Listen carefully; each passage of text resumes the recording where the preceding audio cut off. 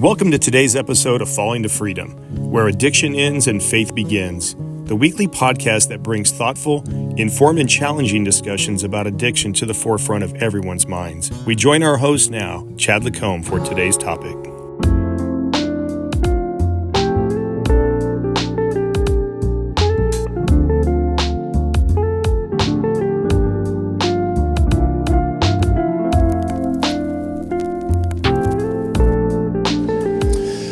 Today we are here doing our podcast on site at the Press Espresso in Murrieta.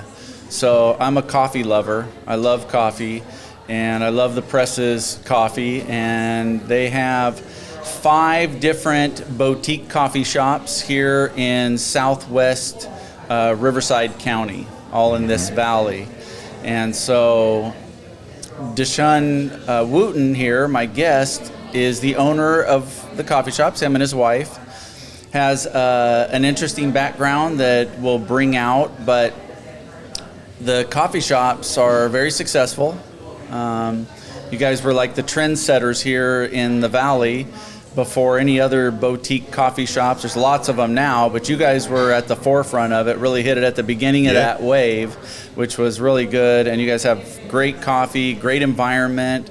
I love the decor. It seems like it's a blend between cigar lounge and vintage, right? It just has a really cool feel that is enjoyable, drinking a coffee and hanging out in these nice plush leather chairs. Yes.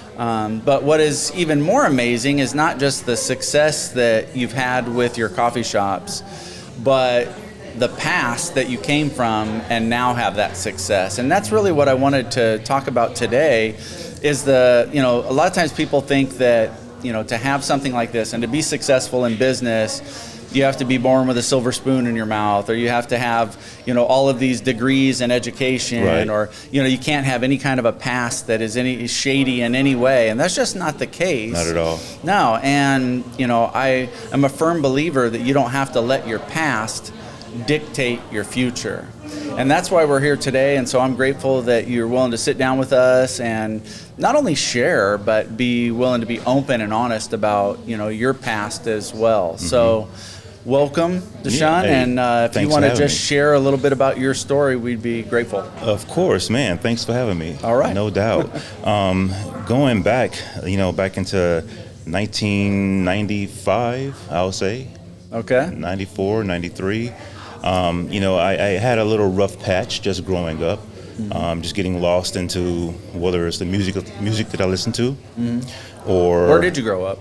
So, partly Fallbrook, that's San Diego County. Okay, Fallbrook. Okay, born and raised in Louisiana. So I moved out here in 87. Louisiana, Southern boy, Yeah, okay. Still had the good little Southern hospitality. I still said yes, sir. Yeah. And all that. I've noticed that. You're very polite. So I still have that. But within that, came to California and just got lost within it. Didn't have a dad, just me, my mom, my sister. And so within that, I didn't really have anyone to guide me, so I just kind of got lost into it. And long story short, maybe got into a little bit of trouble here and there.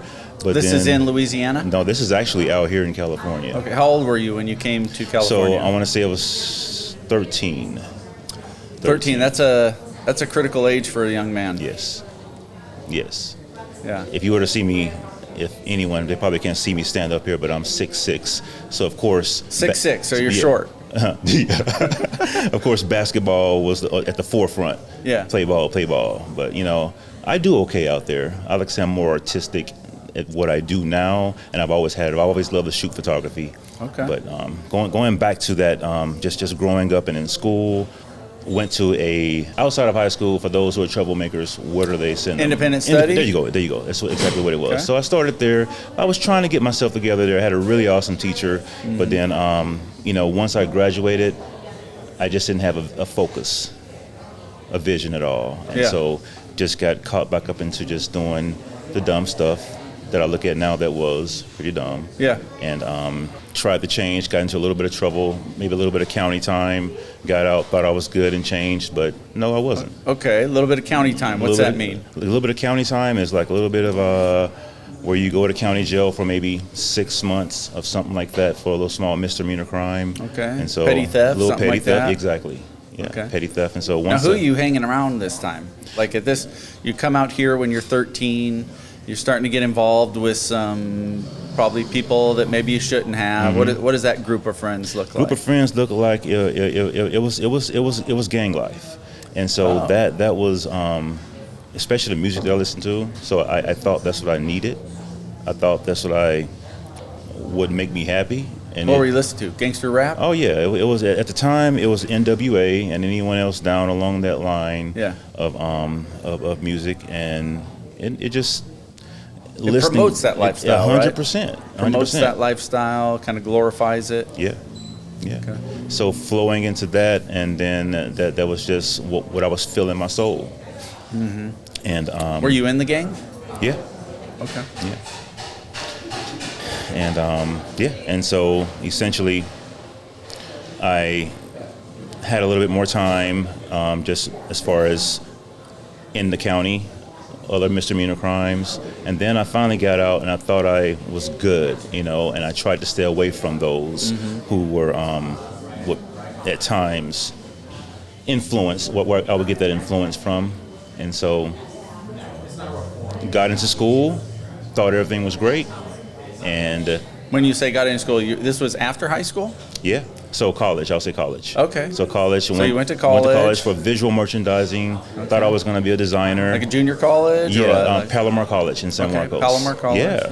And so went through college and then didn't finish it because I got caught back up in it again. And so when I say caught back up in it, I went out and something dumb one night and committed a robbery.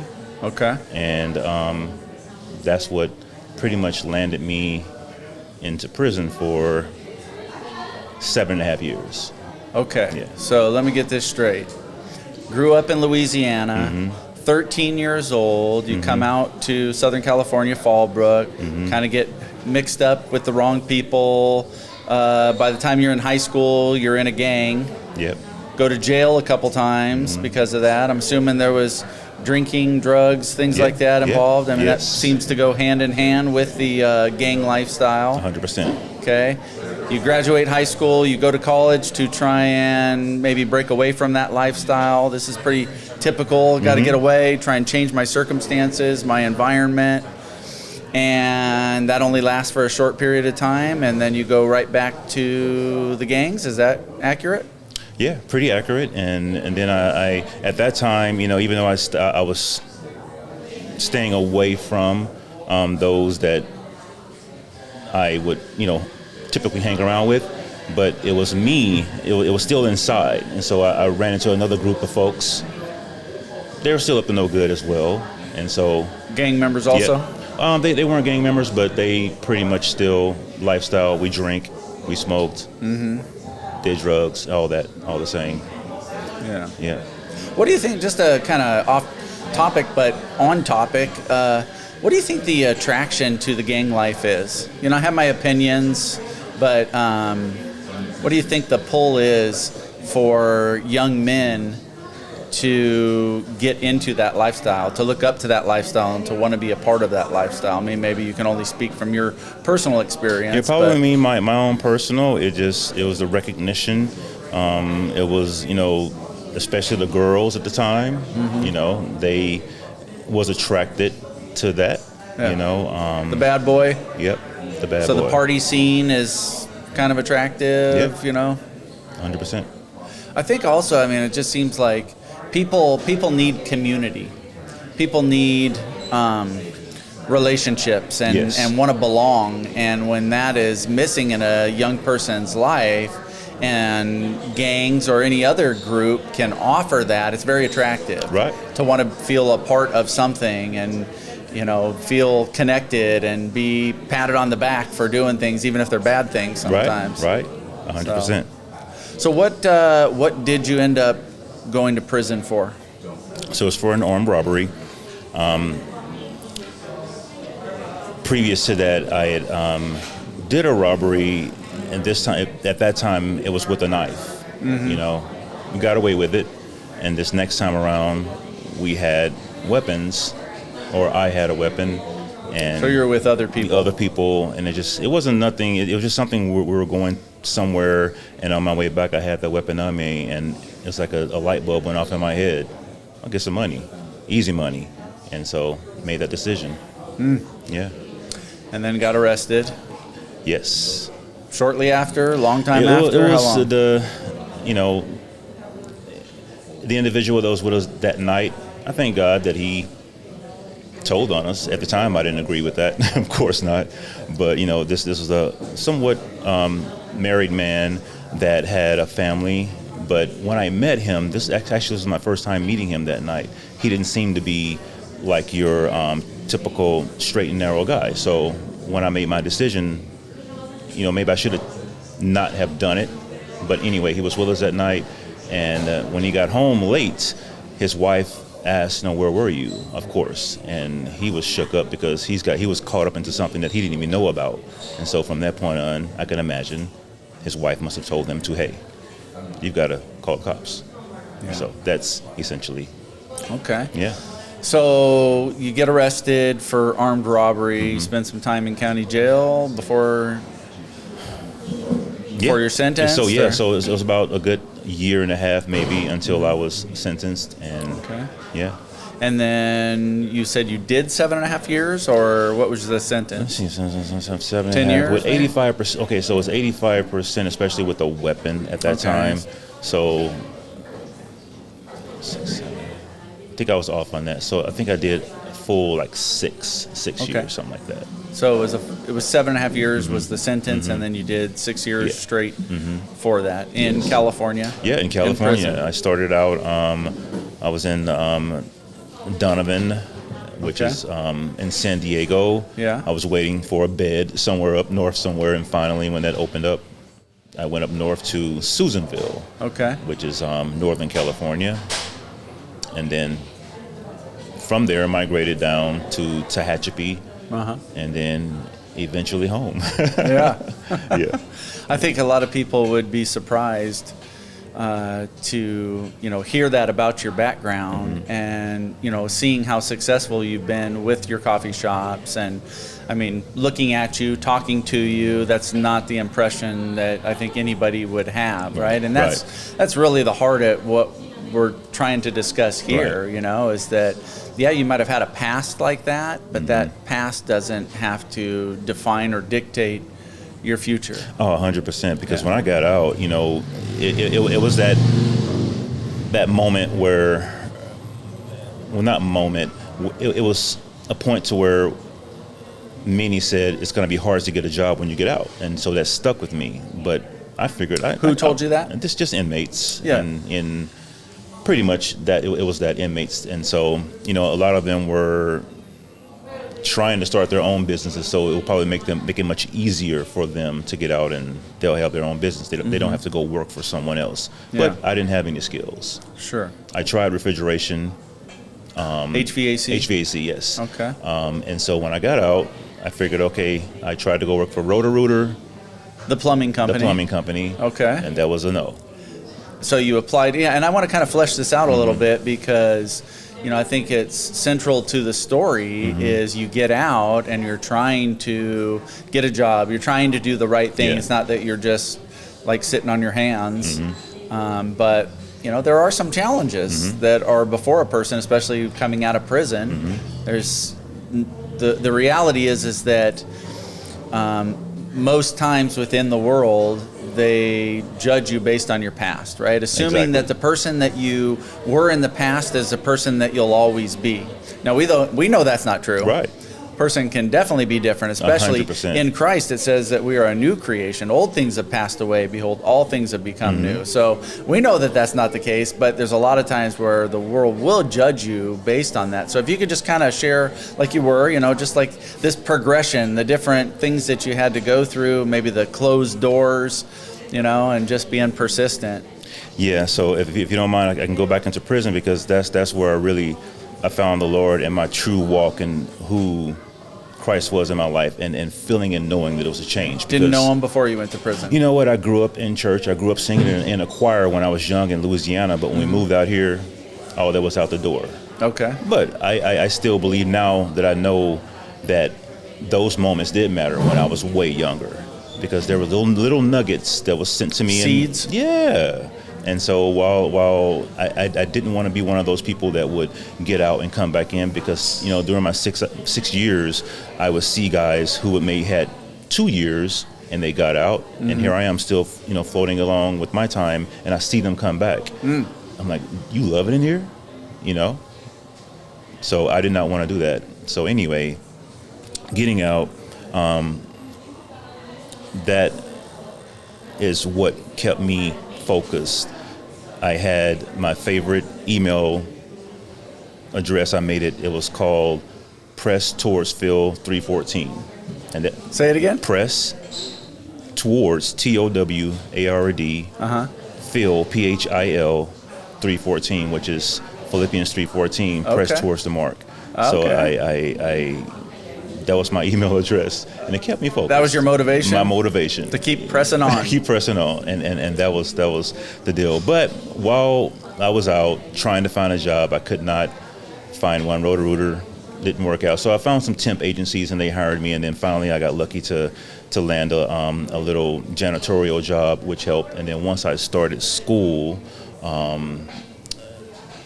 it was a fashion class, and then during that Christmas, they always do, they help out like Nordstrom's or Macy's. They'll take the students to go there and do the opening for Christmas. Yeah. And so I did that, got that job, and then things were going, decent. I was able to make some money. All right. And like a seasonal hire or seasonal something? hire, exactly. Yeah. And then Okay. finally, once it was over, they asked if I wanted to stay. I was like, yes. And at that point, I had to fill the application out. And then I was scared because I knew I wanted to be honest on an application. But for some reason, I just left it blank. I left it blank, and then time had passed by.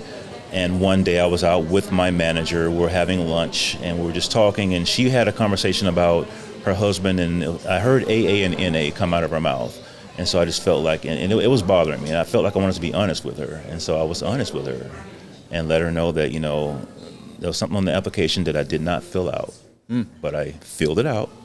I didn't fill it out, but, and I explained to her my lifestyle and what was going on in the past and where I'm at now. And basically she's like, you're not doing anything now, are you? I was like, no, not at all. And she can see it. Yeah. And so from within that moment, she's like, don't worry about it. You're doing great now. And so from that moment, it was just a wash. And from that was my uphill. You were worried about it, and you had favor the whole time. A whole time.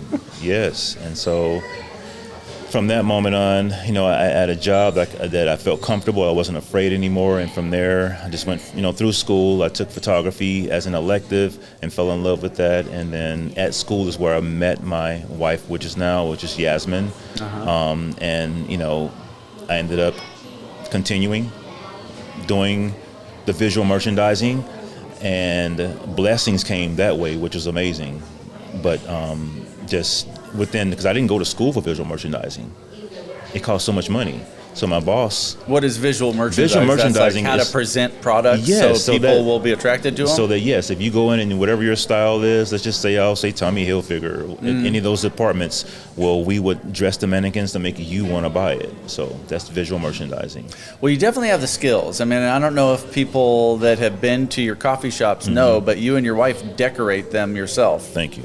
And so you guys definitely have creative skills. Well, that's where we met. We met in that class. Okay. Yeah, we'll hang out in the car, listen to music, and for a while we're just friends, and then everything just came together. Even though we are different, we're opposites, but we definitely come together, and those opposites work out for both of us. She's learned a lot from me, as I from her, which is great. That's how relationships It usually should. are. Yeah. So what happens next? You're working at the the retail store. And then slowly was loving photography, Okay. black and white photography, and didn't really, again, going back as through school, there were moments where I think creative things like that were introduced to me, but I just thought I had to be a how can I say it? Live that gang thuggish life. And so anything that was like photography or anything that was cool. Oh, that was still kind of hanging on in Yeah. your thought life, like can't do that. That'll be seen as weak. Yeah. Or So, but Okay. but when I took that photography class, it was just. were you still on parole at this time? Yes, I was. Okay. Yep, I was on parole, and so taking that class, it was so much fun developing my own black and white photos. So I got into photography, and got some little gigs here and there, and then from that point on, the photography started growing. I taught myself a lot. I was shooting mostly people, weddings, Okay. families, Yeah. and then long story short, my wife, she was an esthetician at the time, and so she did What's skincare. that? Esthetician is the person that does skincare. Okay. So, can I say pimples, pimples? I mean, Facials and things like yeah, that? facials, all Okay. that. And I would go in on my break sometimes, and she would definitely give me a nice cleanup. Okay. But but basically, it got to a point to where the photography was going so well. She figured, wow, why don't you leave your other job and let's just do photography? And so she was like she was in the back of the scenes doing all of the management and scheduling and booking and keeping me okay. on top. And then, long story short, from there, we just kept on going. We have a family now. I have a daughter and a son by then, Zion Okay. and Delaney. Okay. And so we decided to just let that fashion or the department store job go Okay. and focus on photography. Okay. So you started doing photography full time. Yes, All full right. time. And So how did you get into coffee? oh man, so coffee was when we would do our consultations.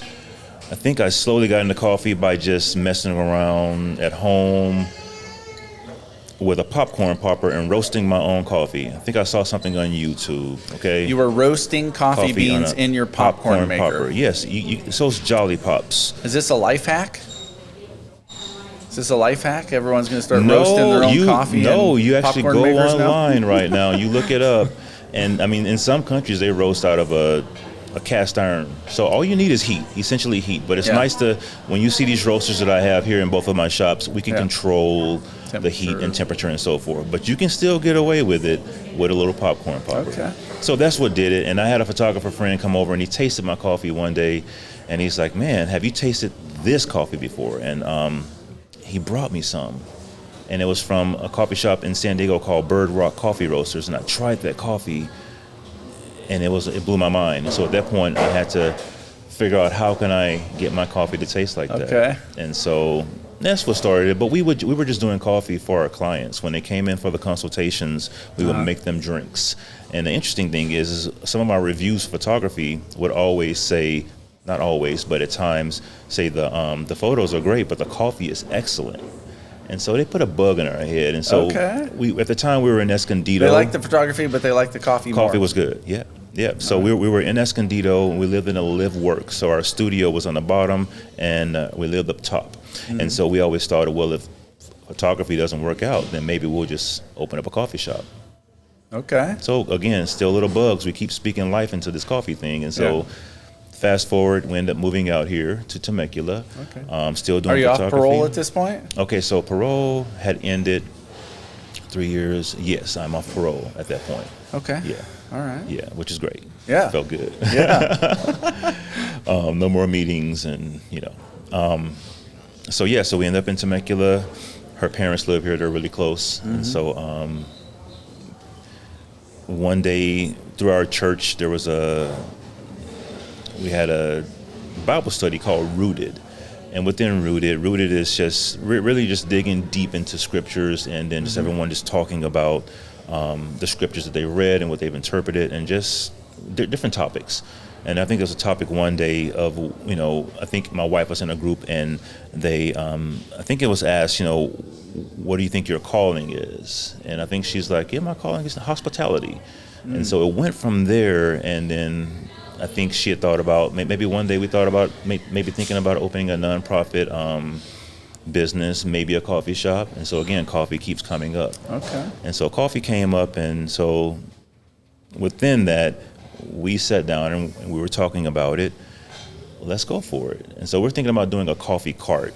At the time, we were photographers, weddings, and in weddings, you have coffee carts. So we were just going to do a coffee cart for weddings. Probably have to hire someone out to do it, but first we'll buy everything and get it going. And then we were down in Old Town Temecula where our first shop is, and so all of a sudden my previous worship leader was coming into town, and she wanted photos for her album cover. And so I took her to Old Town, took pictures, and I was teasing with my wife. I was like, hey, here's your coffee shop. And she ran with it. She, next thing you know, she's finding out how much is the rent here, and so from that point on, it was going to be a coffee shop. Yeah. Yeah. What year did you open your first coffee shop? So we opened the first coffee shop in 2000 and, I think it's 15 or 16. I think it was 2015. Okay. And so In Temecula. In Temecula, Old Town Temecula. All right. So once we pretty much got inspired to do it, we had some struggles with opening because the shop was a bookstore before. So we didn't realize, we thought we can just bring a coffee shop, bring a machine in there. All the health code stuff. Of course, and all the health and plumbing and all that kind of stuff. I was ready to step away from it. I got a lot of gray hair at the time. It was stressful because we were still doing photography at the time too, so balancing both. And so we lost a lot of money because we didn't realize that you have to go through health. But the landlord wasn't, and that's his business, and I understand, but we still had to pay rent even though we weren't open. Oh, yeah. So that hurt us. But thank God we almost sold it, and we were going to sell it or sublease it to a couple. And they came in and asked, why are you selling it? What is it going to be? And we told them a coffee shop. And they were like, this is what we want in this community. We're just looking to open a space up to shine light into this area and maybe have a coffee shop. And so therefore, they started praying for us. And the next day, city, health, all those things that honestly, I can't tell this story. This is real, man. And everything just lined up. And so from that moment on. So instead of them buying the coffee shop from you guys, they decided to come us. alongside. No, they just prayed for us. Pray for you. That's it. Yeah. And doors started opening. Doors started opening. Yeah. Wow. And so from that moment on, I think it was 15 or 16. But yeah, so we opened up in 2016. Okay. Yeah. And now 2016, it's 2025. You have 5 coffee shops, right? Yeah. You had 6 until recently, right? So you got 5 coffee shops, all kind of the same kind of feel, I mean, Yeah. maybe not all the same decor, but Yeah. all that same kind of boutique-y, vintage, cigar lounge type feel. They're really cool. That's, that's quite a progression, right? Just Yes. to have one is one thing. Yes. To have 5, like that's a whole nother level, and I think it's interesting also the name, the Press Espresso, and I see like your hats and your merchandise says pressing on. Is that any way connected to your email from before? Or? Yes. Yes. We were trying to figure out what to name the shop, and there was a company in Santa Barbara called the French Press. So we're thinking maybe we shouldn't do it, but after a while, we just figured press. We just stuck with press, and then so we had to figure out, okay, how can we use it without it being an issue? So we went into we're thinking of, because press means to, in Italian, to Apply pressure? apply pressure, yeah. Or an espresso Yeah. is applying pressure on the Okay. coffee. Okay, so my email address was presstoursphil314, and then it's like, you know what? Let's go with this. So let's just go with the press, and then we threw espresso in there, coffee roasters. And Okay. that's how it landed. I mean, it means to press towards the mark of a higher calling.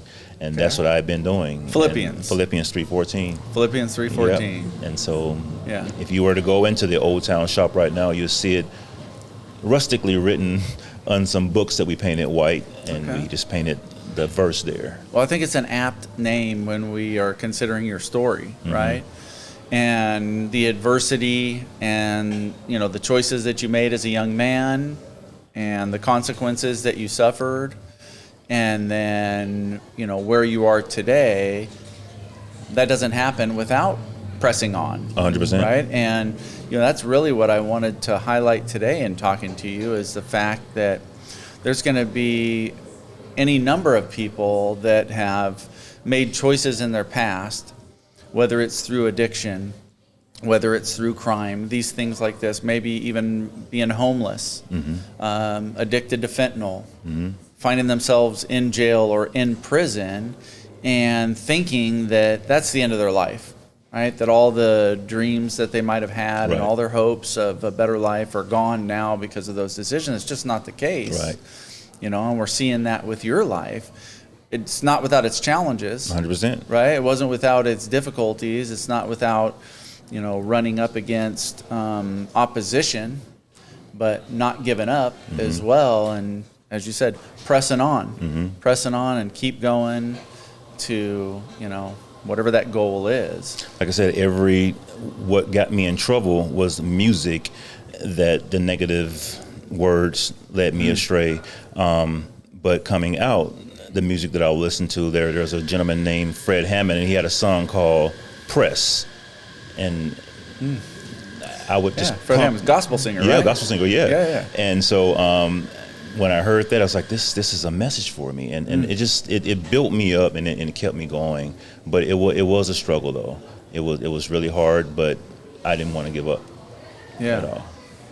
Yeah, it's interesting that you say that. I mean, I don't think people realize how powerful not only music, but also movies and things that we watch. Your ears and your eyes are a window into the soul, and they certainly affect, the decisions that we make, the thought process. Yes. And so putting good things, edifying things is very important, and not putting stuff that's going to take us in the wrong direction. Well, what advice would you give to people? There's going to be people that are either listening to this podcast and maybe have gone through those things. Maybe they're going through them right now, or maybe it's even family members that have people that are going through things. What advice would you give to people that have made some poor choices in the past and are maybe currently suffering the consequences, to not give up, right? And not think that that's the end, not let those past decisions, no matter what the world says, no matter what other people try and say about that, not letting that define who you are for your future. So you have any advice for people that might be going through those types of things? Yeah, as simple as it sounds, is don't give up until you just obviously can't go anymore. You may feel like it's going to happen, and there will be some struggles within that where you really feel like you want to give it up, but don't give it up, because there is so much out there. You never know until you tap in to. You may be skillful at taking pictures. You may be skillful at something, but just go out there and dig and just find out what that thing is that you're good at. Just set some goals. Your family pretty proud of you now? Yeah. I hear it out of my mom, and I think she's, I gave her a run for the money, single mom. But we sit and laugh about it and talk about it, She's still in Louisiana? Or? No, she's actually in Menifee. So Menifee is not far Yeah. from here. Good. Yeah, I think, if we don't want to repeat the things of the past, we have to learn from it. Right? You gotta learn from the past, and plan for the future. Yes. But we want to live in the now, right? And that's all we can do, is take care of today and be focused on what's going on today and pressing on, like your coffee shop say, right? Yeah. keep moving in the right direction. 100%. Yeah. Are people usually shocked? Do you share your story much with people? I love finding those moments. Like even with my barista, my team, if I have them, if I come in to help them close, or we just have a moment, and sometimes some things will present themselves, and I just want them to know, because I know they're young and they're trying to figure their lives out. A lot of the team members that work here are either gonna graduate soon, or some of them have, or trying to figure it out.